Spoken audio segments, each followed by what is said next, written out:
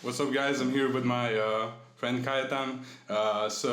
What did you do this weekend? I won the Klagenfurt regionals with Board Breaker Snake Eye. Okay, did you play any spice with it? Yeah, of course it's spice if it's Board Breaker Snake Eye. The reason we chose this option is A, because I think it's better into talents and crossout, and B, because I like to have these complex board breaking states. It just fits my playstyle more, so I want to have more exciting games essentially. Yeah, it's more fun. Yeah, so let me show the deck. So just the standard stuff: 3, 2, 2, 1. Don't play Birch. So how come? Yeah, I mean it's just not needed if you play that correctly. Then 3 Witch for consistency, and some one-offs. So 1 Jet for synchros. Then I play 1 Souls. The reason why I decided to play Souls is because I thought that players are going to be outing my Dark with like Princess and similar cards. So my Dark, I said. And so I could search this, and this card is just a very solid extender because it not only dumps your Witch, but in this build you have more spells. It's also very solid consistency. That interaction only came up once, but I drew the card like a couple of times throughout the tournament, and it was always solid to draw. And lastly, last one-off is Magnamut. So originally we played more Bestials instead of Imperms that you're going to see in the end of the deck, but we were too afraid of rogue matchups. So because we really didn't know how the meta was going to look like, and it turns out everybody, like 2/3 of players played either Fire or Voiceless Voice. But I still kept this in because it feels like, because you can search not only the Flamberge but also the Sauravis, the next card I'm going to explain. And it was very solid. Like every time I drew it, I was pretty happy. And turns out the Bestials are just very, very solid overall. Then 3 Sauravis. So this is basically this deck's equivalent of Crossout, but it has its own distinct advantages. One is that it's much better going second because it just outs all types of targeting, so SP and Princess. It's also not once per turn. And if you think about it, the only real interruptions that this deck loses against are the targeting ones. Even like Ash plus Nibiru or something like that can sometimes be played through. And any other hand trip is only good if they draw it with like an Imperm, Veiler, or Mourner. So this card was absolutely phenomenal this weekend. I really liked they played this unconventional card. So for the spells, we go for the random stuff, and for the standard stuff, you're gonna play this. This card is actually a bit worse in this build because I just don't have that many hand traps to discard. But but because you play Thrust, it also becomes searchable. But yeah, this is just standard. And now we arrive at the board breakers. So 3 Eclipse, 3 Econ, 3 Droplet, 3 Talents, and 3 Imperms.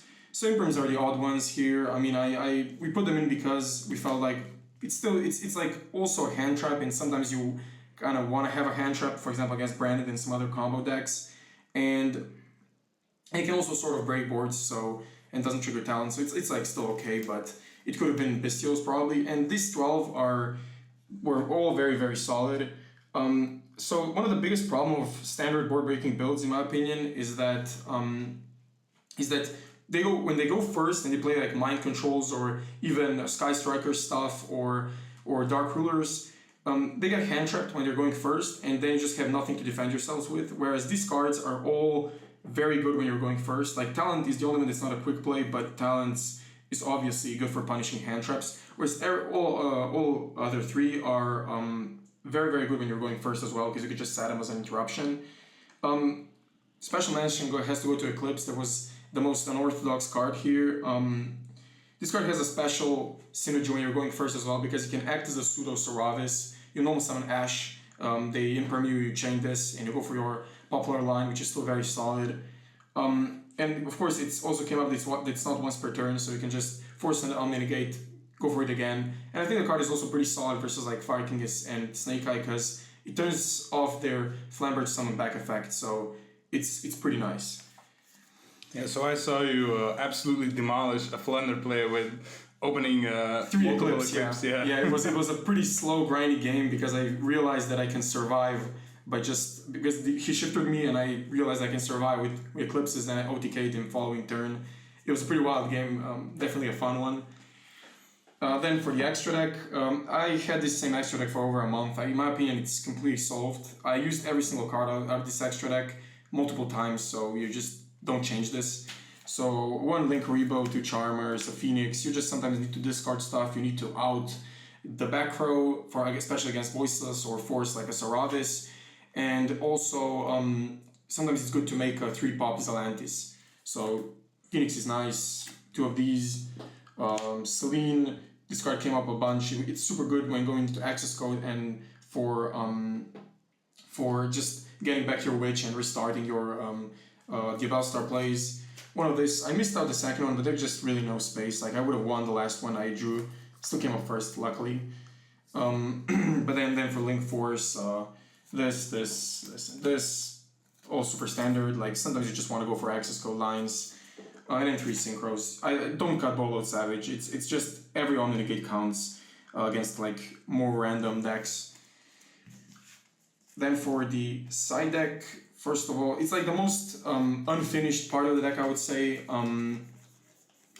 I was a bit unsure how to exactly approach it with the main deck. I was really satisfied with the main deck. Side deck was so-so, but first of all, I played Ash because I was afraid of Branded and getting FTK'd, yeah. Yeah, of course, and also Labyrinth. I didn't face any of those two, but Branded is still super scary if you play Board Breakers, obviously. So I didn't side this in at all. Like I don't side this in against random decks getting just start dying against Talents. So this is only for like when Ash is actually a high impact card. And 3 Bestials that should have been in the main deck probably. They were insane. Like they went in almost every time I went second. So these cards just are super good. Even like I want to point that they're even good versus like Pure and Fire King, because against Fire King you can always get rid of like an IP, or you can get rid of Linkuriboh, which makes their endboard worse. And against Snake Eye, like their regular board that has no Omni Negates is not really a problem for Board Breakers. The only problem are Omni Negates, and if you just hit a Linkuriboh, they're guaranteed making one less Omni, which is always really good. So I think these cards are pretty solid in the fire matchups as well. Then Thrusts, like this card obviously was good. Every time I played, I always feel like there could be something better instead of this card, but this card just had like a nice toolbox of flexible stuff. So with it I played Harpies evenly and the Daruma. I can't really comment on how good the Daruma is because I never drew Thrust when going first. I wanted to have something that's good versus the shifter decks, which I played against, sadly, but didn't drew it against them. So yeah, I think these two are nice. Like I like to have Evenly as a bit of a surprise factor. And lastly, 3 Lullaby. This card is very, very good. I really like it. It's like always good going first because you can always call Ash and either you get a hand trap or you get a +2 bodies essentially. And against Mirror Match is pretty much the same as having like 3 extra 1-for-1s. Even going second, it just makes sense. Like especially like you're breaking boards, it's super good. Like Cold Poplar, you just get a Poplar for free, and it's just a very nice card. It has like a lot of cool implications. It's also super good versus Kashtira. So yeah, I like the card overall. So yeah, this was my deck. A bit of a weirder approach. Not sure if it's like objectively better than Hand Trap Build, but it's definitely more fun to play, and I think it has legs. It kind of makes sense. Yeah. Yeah, it looks like a really fun deck. Yeah, so do you have any shoutouts before we? Yeah, first of all, shoutouts to my team Cardpoint. I don't have the shirt. I chose this pink one for some reason. And a special shout out to Champel, that was my testing buddy for this period, and we're of course gonna continue with this. So yeah, that's it. Okay, thank you.